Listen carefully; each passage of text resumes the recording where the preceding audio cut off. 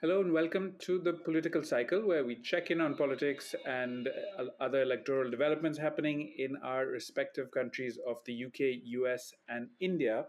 We don't have Tom Hamilton, our regular co host today, but we do have here Rohan Venkat in talking to you. Normally, I speak from Cairo, but I'm in Bombay at the moment, checking in on lots of complex climate things happening here. And I'm joined, as always, by Emily Tamkin in DC. We thought this week we'd take stock of the massive disaster in California, the worst wildfires the state has ever seen, scenes of destruction of people's houses and lives on a scale that appears unimaginable, and the kind of thing that, at least in the simple historical reading of these things, you imagine these to be national unity moments that sort of bring people together in sympathy and support for those who have been affected. But I think that historical reading is often colored by just recency and so on. But moreover, in the partisan moment that we have in America currently, as we await Donald Trump's return to the White House, it has been plugged into politics as practically everything is on our daily diet of things. So just to start off with, Emily, I want to get a sense of um, how it's being read in DC and how it's slotting into political narratives there. Yeah, I mean, first we should say that these fires were. It's actually sort of hard to wrap one's mind around the scale of the devastation. Um, I know people who have lost their homes. People who have evacuated, and this is one of the major cities of America. There was a lot of focus on the celebrities whose homes burned down or who had to evacuate, which makes sense, right? Because that's what gets people to read about it. But we should also remember that, for example, the several people who we know lost their lives were, we believe, like older Black people who didn't want to leave their property, right? Because they had invested in it and were clinging on to the home ownership.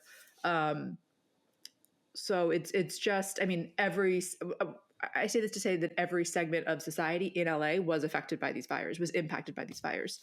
Um, the fires were as bad as they were. They've been referred to as 21st century fires. The reason that they are as bad as they are is, unfortunately, the climate crisis, right? So this is from the New York Times. We can put it in the show notes. With temperatures rising around the globe and oceans unusually warm, scientists are warning that the world has entered a dangerous new era of chaotic floods, storms, and fires made worse by human-caused climate change. The wildfires are highly unusual in Southern California in January, which is supposed to be the rainy season. Wildfires are burning hotter and faster, storms are getting bigger and carrying more moisture, and soaring temperatures worldwide are leading to heat waves and drought, which can be devastating on their own and leave communities vulnerable to dangers like mudslides when heavy rain returns. So, this is to say that, like, obviously the response in a moment of crisis cannot just be, oh, this is because of the climate crisis, right? Like, somebody has to put out the fires, somebody has to help people rebuild their homes. People need aid, people need support.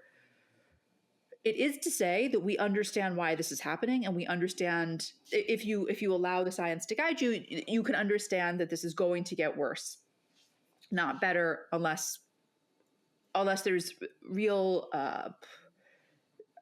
investment and willingness on the part of state, local, federal government, and global governments for change.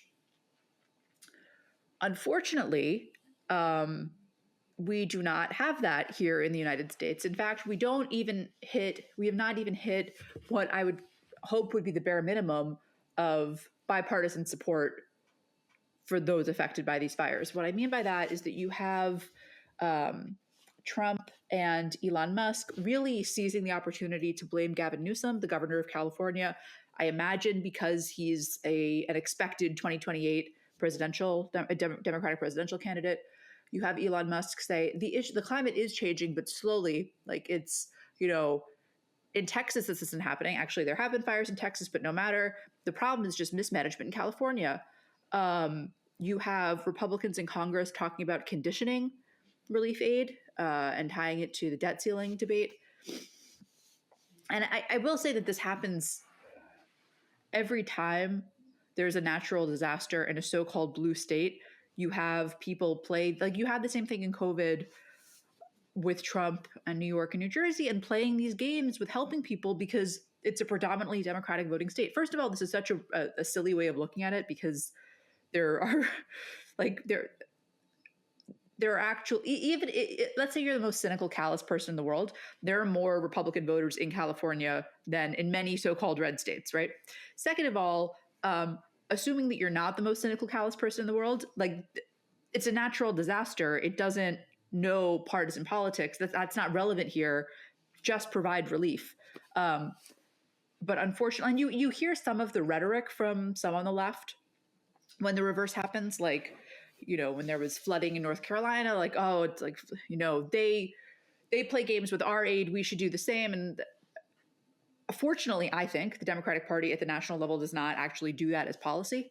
And I say this as someone who's often like, well, why don't they fight back? This is not the moment for that. This is about relief in the face of crisis. So I guess there's sort of two dimensions that I want to throw out to you. One is partisan denial of the thing that is making this so bad, and the other is partisan willingness to help the people in immediate need. So maybe if we park the first one and talk about like climate change and those structural things, which is going to be a big question and theme around the Trump administration that's incoming. The second part is interesting, and I want to unpack that with you a little bit on how it's playing out. Specifically, it's not, for example, that we sometimes see in India or elsewhere, where it's the opposition, in this case, the Republicans saying the Democrats were not good enough on their own climate change efforts, and so this is happening. No, it's them saying, in some cases at least, I've seen vague references to drought in Northern California and things like that, where they're arguing, on very powerfully, counterintuitively, that efforts to protect the environment are the reason these wildfires are happening in this place. Trying to pin it all, I mean, throwing in also DEI in there and all sorts of other things. But the specific critique and partisanship in not helping California isn't of course coming out from a space of like these guys could have prevented it through better dealing with climate change. No, not at all. Right. It's exactly as you say. Either you have people like posting photos of windmills and saying they kill whales. You have the really concerning was the whole DEI. It's actually die. Like it's because they put too much effort on diversity. Right. It's not saying, oh, actually you failed to take your own climate policies seriously enough. It's, oh, you mismanaged everything else, so we don't actually have to talk about climate change. And in fact, we can blame you for what's happening. And we can condition the money that we're going to give you to help you get out of this mess by tying it to the debt ceiling or tying it to whatever, or making you give us something instead of just saying, yes, whatever you need. The city of LA just burned down.